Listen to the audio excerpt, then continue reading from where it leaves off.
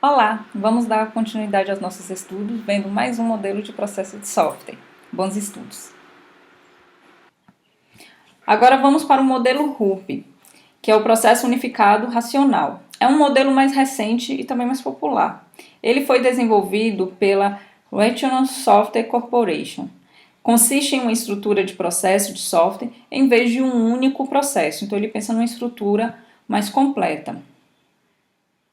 A estrutura se baseia em três conceitos principais: orientada à situação de uso e a requisitos, e é centrada na arquitetura interativa e também incremental.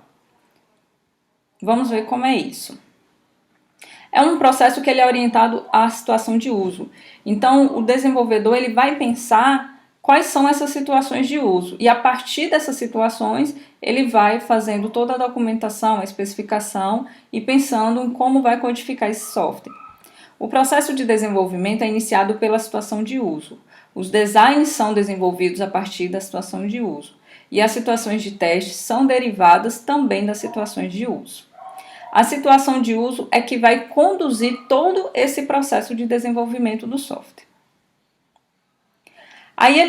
O processo RUP ele tem basicamente essas quatro fases: a concepção, elaboração, construção e transição. Vamos ver um pouquinho sobre cada uma delas. Então, eu começo na concepção e a saída da concepção vai ser os requisitos de entrada para a fase de elaboração. E aqui eu fico elaborando e construindo o meu software até chegar na fase final de transição. A concepção vai ser a fase de planejamento, que inclui os seguintes objetivos primários: estabelecer o escopo e esclarecer os objetivos do projeto de software, estabelecer as situações de uso críticas e os principais cenários que determinarão a arquitetura e o design. Também estabelece algumas alternativas de arquitetura e de design iniciais, estima o cronograma e os recursos necessários, planeja as metodologias de implementação, testes, integração e configuração e estima os riscos em potencial. Todas essas características fazem parte da fase de concepção do modelo RUP. Aí agora vem a fase de elaboração. Essa é a fase mais crítica. Ao final desta fase, a maioria das questões desconhecidas devem estar resolvidas, então já não é mais para ter riscos desconhecidos, a especificação já deve estar bem detalhada. Os objetivos primários incluem estabelecer todos os requisitos principais e críticos para o sistema e estabelecer e demonstrar o design básico. Deve também estabelecer quais são as plataformas e as metodologias de implementação de teste de interação, estabelecer os principais cenários de testes, estabelecer a mensuração e a métrica para os objetivos acordados e também organizar e configurar todos os recursos necessários à implementação, aos testes e à integração. Depois vem a fase de construção. Essa equivale à fase de produção no setor industrial. É similar a essa fase de produção. Ao final dessa fase, o código para o software deve estar concluído e todos os principais requisitos devem estar testados. Quais são os objetivos que constituem os pontos-chave da fase de construção? Concluir a implementação em tempo hábil dentro do custo estimado, ou seja, a codificação, a construção do programa. Concluir com êxito a versão do código liberável para um conjunto restrito de testes. Estabelecer as atividades restantes que precisam ser completadas para o cumprimento dos objetivos do projeto.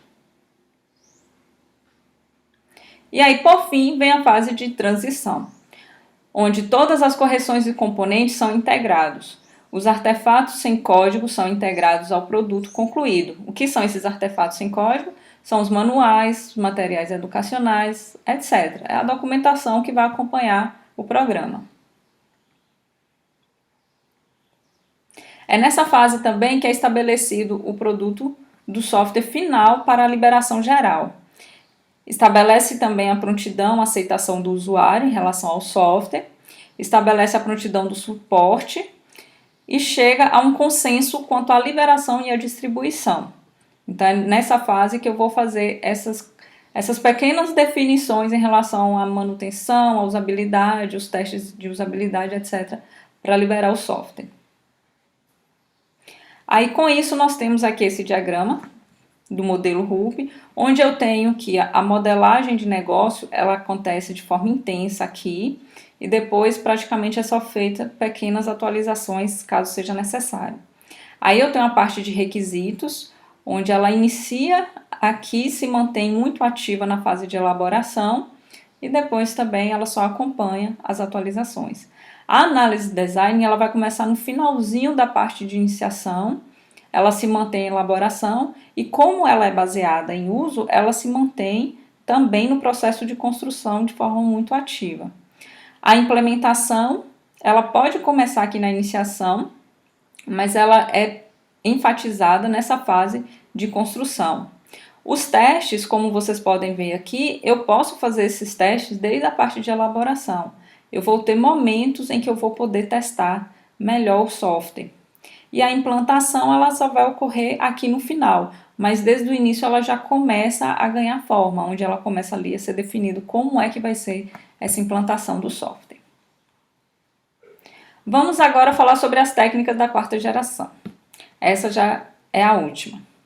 Concentra-se na capacidade de se especificar o software para uma máquina em um nível que esteja próximo da linguagem natural. Vocês conseguem pensar em alguma coisa que utiliza essa técnica?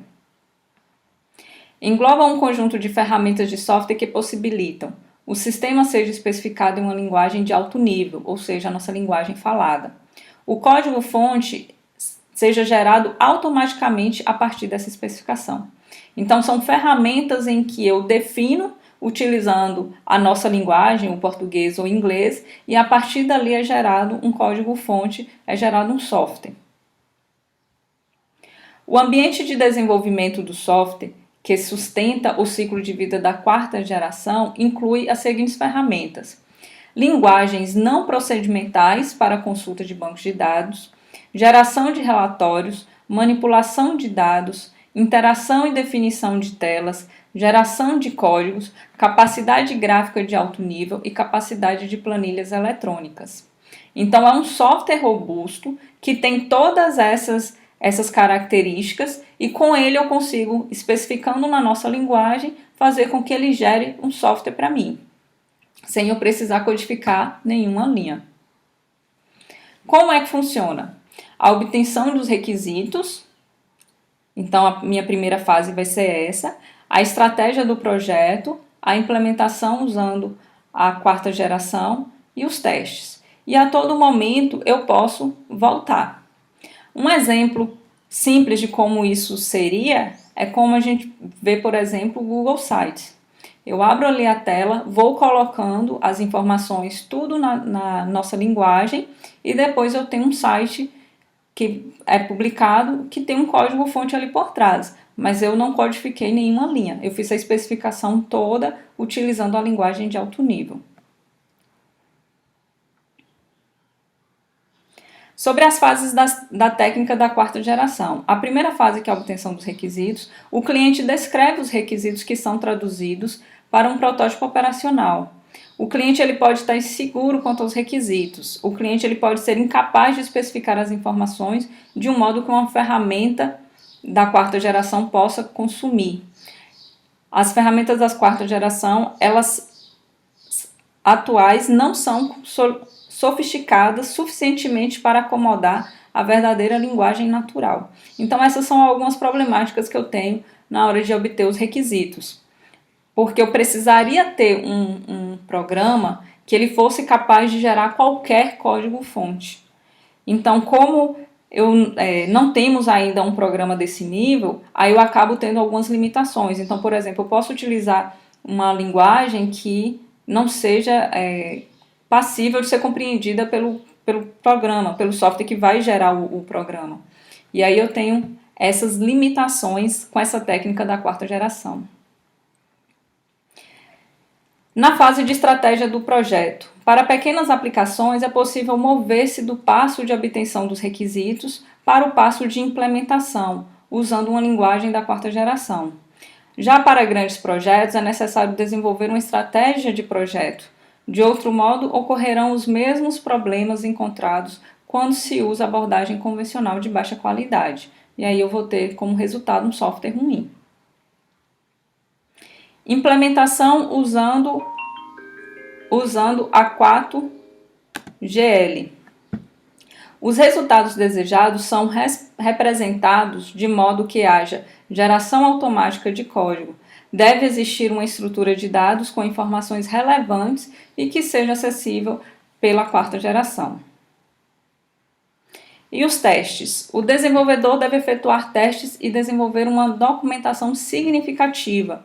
O software desenvolvido ele deve ser construído de maneira que a manutenção possa ser efetuada prontamente. E aí tem essa questão também. Eu tenho um software que está gerando software. Como é que vai lidar essa manutenção? Essa manutenção vai ser feita por uma equipe de pessoas ou vai ser um outro software que vai fazer essa manutenção? Então esse também é um desafio que é existente utilizando essa técnica da quarta geração. Os proponentes, a redução drástica de tempo de desenvolvimento, aumento de produtividade. Então essa é uma vantagem de utilizar essa técnica. Já os oponentes, as técnicas da quarta geração atuais não são mais fáceis de usar do que as linguagens de programação. Então, como é algo que ainda apresenta muita dificuldade, a gente acaba tendo o mesmo nível de dificuldade em desenvolver um software de qualidade do que se tivesse codificando mesmo ali o software. O código-fonte produzido é ineficiente, então assim, nem sempre ele vai ter uma qualidade, e a manutenabilidade ela ainda é questionável.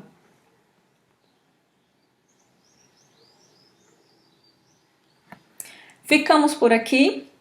Esse trabalho é para a gente combinar no nosso próximo encontro síncrono.